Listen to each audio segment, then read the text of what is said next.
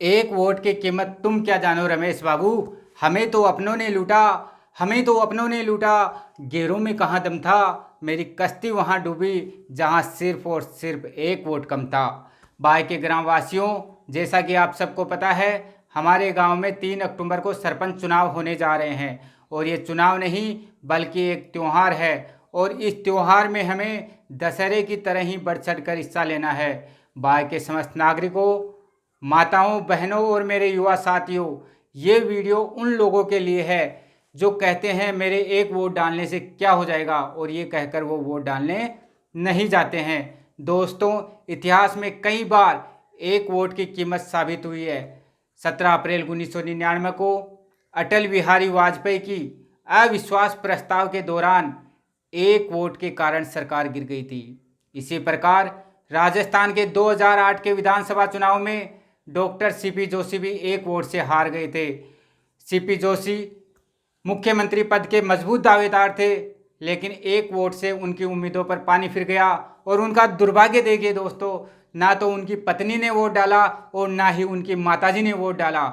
इसी प्रकार कर्नाटक के 2004 के विधानसभा चुनावों में जेडीएस के उम्मीदवार AR कृष्णमूर्ति भी एक वोट से हार गए थे। और उनका भी दुर्भाग्य देखिए दोस्तों, उनके ड्राइवर ने वोट नहीं डाला था।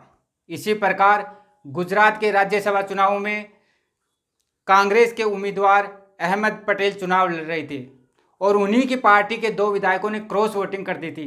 निर्वाचन आयोग ने उन 2 वोटों को खारिज कर दिया और वोटों की संख्या घटाकर 43.5 कर दी, और अहमद पटेल को वोट मिले थे 44। इस प्रकार अहमद पटेल को मात्र और मात्र आधे वोट से विजय घोषित किया गया।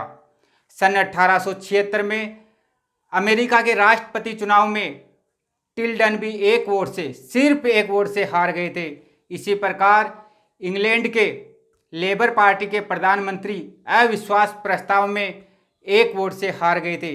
दोस्तों, एक वोट बहुत कीमती होता है, एक वोट बहुत कीमती होता है। एक वोट से योग्य, कर्मठ, ईमानदार और निडर प्रत्याशी हार सकता है। इसलिए दोस्तों, ग्रामवासियों, मैं आप सबसे निवेदन करता हूं कि आप वोट डालने ज़रूर जाए।